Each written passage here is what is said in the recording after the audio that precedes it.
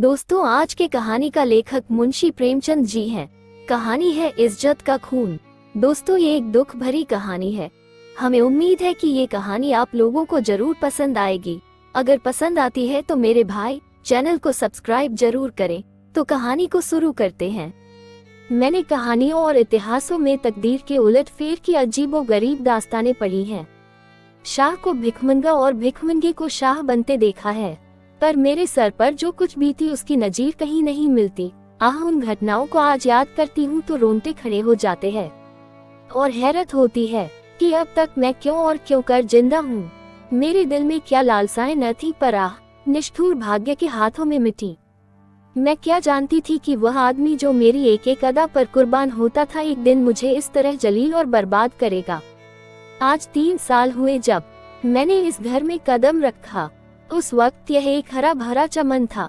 मैं इस चमन की बुलबुल थी। सईद मेरा था, मैं सईद की थी। तुम मेरी जान हो, मैं उनसे कहती थी तुम मेरे दिलदार हो।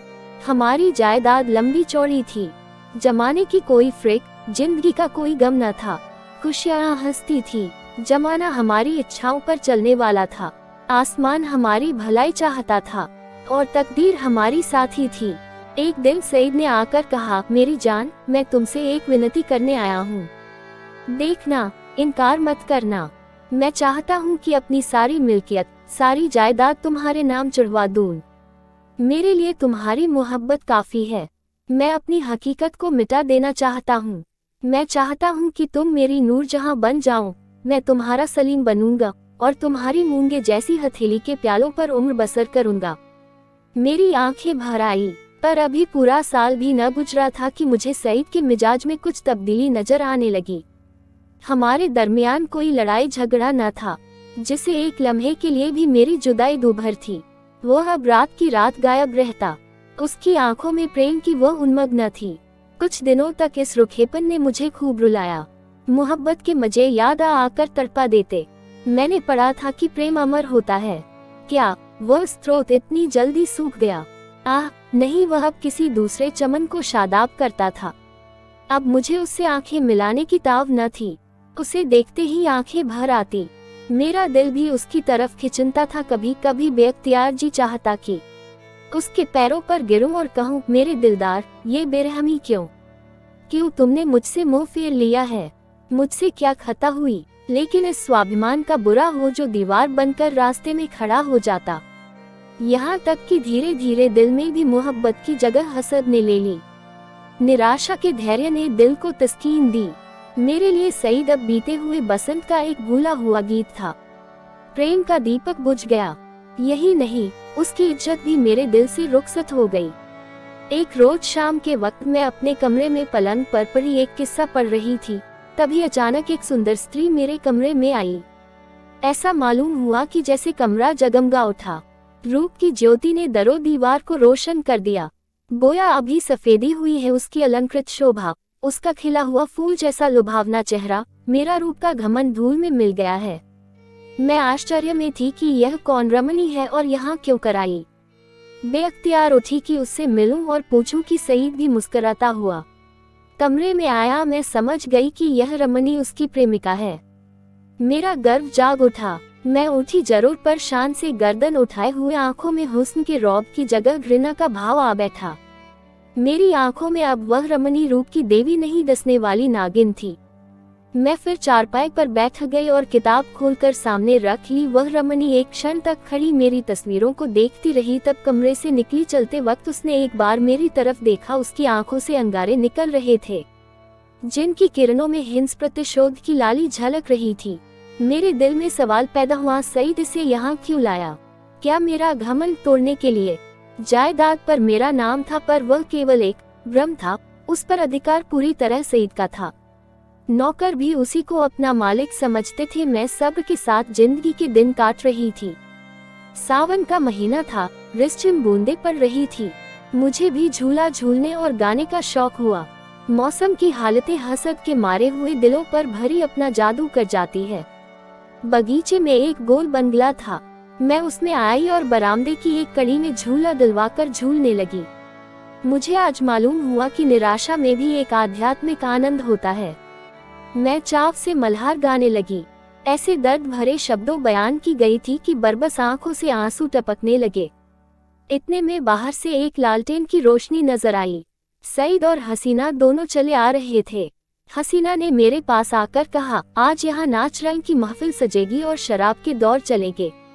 मैंने घृणा से कहा, मुबारक हो हसीना, 12 मासे और मल्हार की ताने उड़ेगी, साजिंदे आ रहे हैं। मैं शौक से, हसीना तुम्हारा सीना हसद से चाक हो जाएगा। सईद ने मुझसे कहा, जुबैदा तुम अपने कमरे में चली जाओ, यह इस वक्त आपे में नहीं है। हसीना ने मेरी तरफ लाल लाल आंखें निकाल कर कहा, मैं तुम्हें अपने पैरों की धूल के बराबर भी नहीं समझती। मुझे फिर जबत न रहा, अकड़ कर बोली, और मैं क्या समझती हूँ, एक कुतिया दूसरों की उगली हुई हड्डियों चिचोड़ती फिरती है। अब सईद के भी तेवर बदले, मेरी तरफ भयानक आंखों से देखकर बोले, जुबैदा तुम्हारे सर पर शैतान तो नहीं सवार है। सईद का ये जुमला मेरे जिगर में चुभ गया। मैं तड़प उठी। जिन होठों से हमेशा मोहब्बत और प्यार की बातें सुनी हो, उन्हीं से यह जहर निकले, और बिल्कुल बेकसूर। क्या मैं ऐसी नाचीज और हकीर हो गई हूँ कि एक बाजारू औरत भी मुझे छेड़कर गालियाँ दे सकती है? और मेरा जबान खोलना मना। मेरे दिल में साल भर से जो बुखार हो रहा था वह उछल पड़ा। मैं झूले से उतर पड़ी और सईद की तरफ शिकायत भरी निगाहों से देखकर बोली, शैतान मेरे सर पर सवार हो या तुम्हारे सर पर, इसका फैसला तुम खुद कर सकते हो। सईद, मैं तुमको अब तक शरीफ और गैरत वाला समझती थी, तुम खुद कर सकते हो। बेवफाई की, इसका मलाला मुझे जरूर था, मगर मैंने सपनों में भी यह न सोचा था कि तुम गैरत से इतने खाली हो कि हया फरोश औरत के पीछे मुझे इस तरह जलीज करोगे। इसका बदला तुम्हें खुदा से मिलेगा। हसीना ने तेज होकर कहा, तू मुझे हया फरोश कहती है? मैं बेशक कहती हूँ सईद, और मैं बेगैरत हूँ। मैं बेशक बेगैरत ही नहीं, शोबदेबाज, मक्कार, पापी, सब कुछ। यह अल्फाज बहुत घिनौने है, लेकिन मेरे गुस्से के इजहार के लिए काफी नहीं।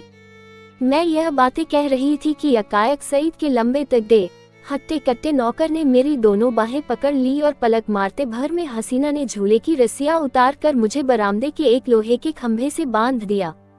इस वक्त मेरे दिल में क्या ख्याल आ रहे थे ये याद नहीं, पर मेरी आंखों के सामने अंधेरा छा गया था। ऐसा मालूम होता था कि यह तीनों इंसान नहीं, यमदूत है। गुस्से की जगह दिल में डर समा गया था। इस हालत में छोड़कर तीनों सूरतें कमरे में चली गईं। मैंने समझा मेरी सजा खत्म हुई, लेकिन क्या ये सब मुझे यूं ही बंधा रखेंगे? लौडिया मुझे इस हालत में देख ले तो क्या कहें? नहीं, अब मैं इस घर में रहने के काबिल ही नहीं। मैं सोच रही थी कि रस्सियां क्यों कर खोलूं, मगर अफसोस मुझे न मालूम था कि अभी तक जो मेरी गति हुई है वह आने वाली बेरहमियों का सिर्फ बयाना है।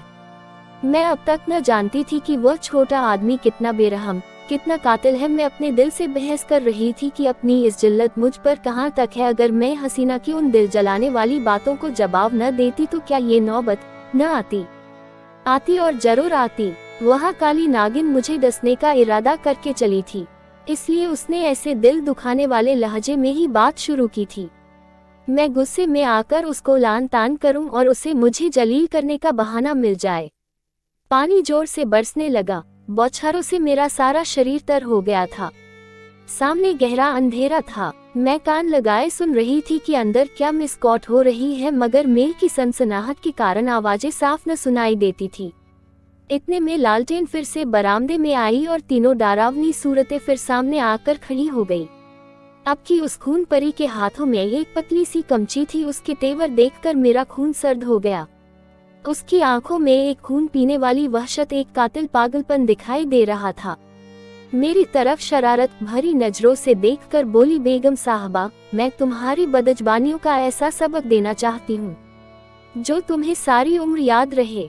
और मेरे गुरु ने बतलाया है कि कमची से ज्यादा देर तक ठहरने वाला और कोई सबक नहीं होता।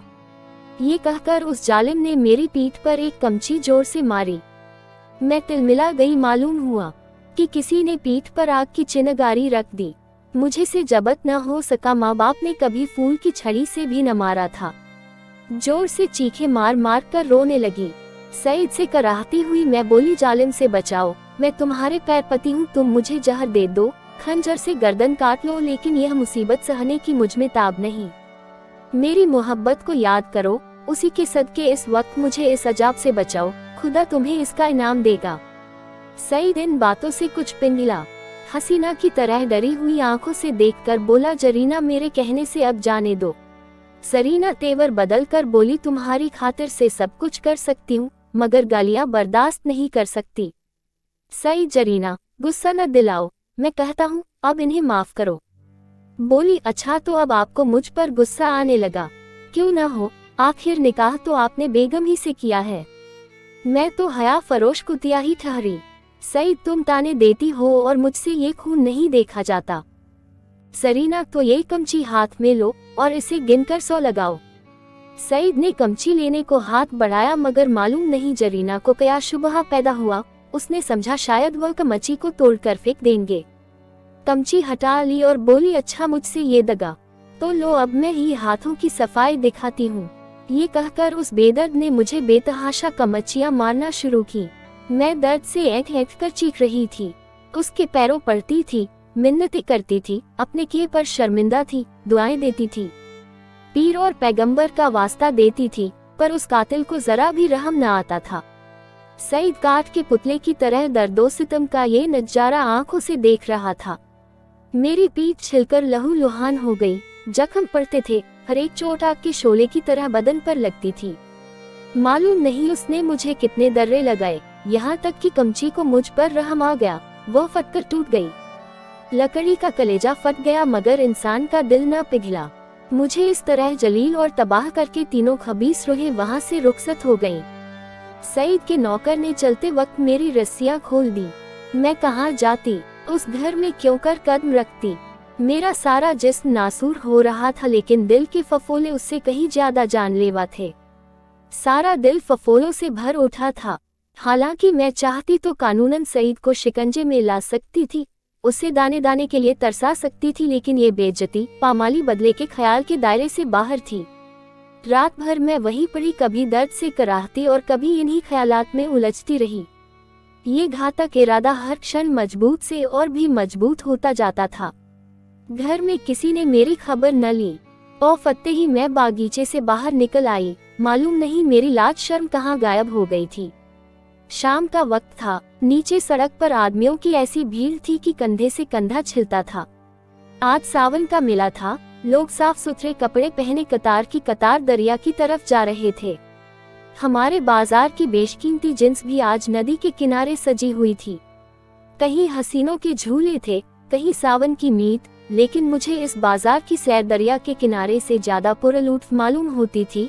ऐसा मालूम होता है कि शहर की और सब सड़कें बंद हो गई हैं, सिर्फ यही तनगली खुली हुई है और सबकी निगाहें कोठों ही की तरफ लगी थी। गोया वो जमीन पर नहीं चल रहे हैं, हवा में उड़ना चाहते हैं। हाँ, पढ़े लिखे लोगों को मैंने इतना बेधड़क नहीं पाया। वह भी घूरते थे, मगर कनखियों से।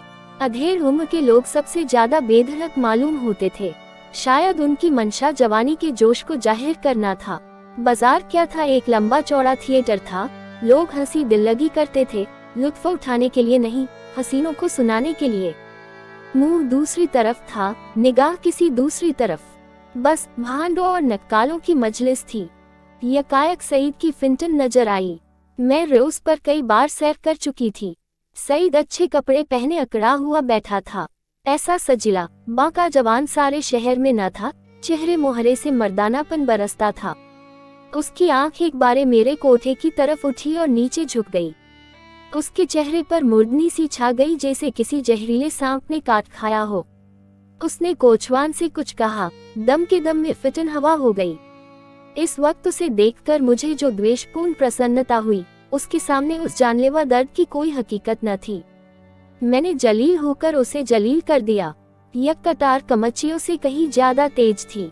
उसकी हिम्मत न थी कि अब मुझसे आंख मिला सके। नहीं, मैंने उसे हरा दिया, उसे उम्र भर के दिले कैद में डाल दिया। इस कालकोठरी से अब उसका निकलना गैर मुमकिन था, क्योंकि उसे अपने खानदान के बड़प्पन का घमंड था। दूसरे दिन भोर में खबर मिली कि किसी कातिल ने मिर्जा सईद का काम तमाम कर दिया। उसकी लाश उसी बागीचे के गोल कमरे में मिली, सीने में गोली लग गई थी। 9 बजे दूसरे खबर सुनाई दी, जरीना को भी किसी ने रात के वक्त कत्ल कर डाला था। उसका सर तन जुदा कर दिया गया। बाद को जांच पड़ताल से मालूम हुआ कि ये दोनों वारदातें सईद के ही हाथों हुई। उसने पहले जरीना को उसके मकान पर कत्ल किया और तब अपने घर आकर अपने सीने में गोली मारी। इस मर्दाना गैरतमंदी ने सईद की मोहब्बत मेरे दिल में ताज़ा कर दी। शाम के वक्त मैं अपने मकान पर पहुंच गई। अभी मुझे यहाँ से गए हुए सिर्फ 4 दिन गुजरे थे, मगर ऐसा मालूम होता था कि वर्षों के बाद आई हूँ। दीवार पर हसरत छाई हुई थी। मैंने घर में पाँव रखा तो बरबस सईद की मुस्कुराती हुई सूरत आंखों के सामने आकर खड़ी हो गई। वही मर्दाना हुस्न, वही बागपन, वही मनोहार की आंखें। बेअख्तियार मेरी आंखें भर आई और दिल से एक ठंडी आह निकल आई। गम इसका न था कि सईद ने क्यों जान दे दी, नहीं, उसकी मुजरिमाना बेहिसी और रूप के पीछे भागना, इन दोनों बातों को मैं मरते दम तक माफ न करूंगी। गम ये था कि यह पागलपन उसके सर में क्यों समाया।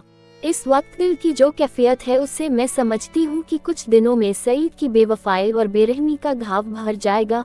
अपनी जिल्लत की याद भी शायद मिट जाए, मगर उसकी चंदरोजा मोहब्बत का नक्श बाकी रहेगा और अब यह सही मेरी जिंदगी का सहारा है।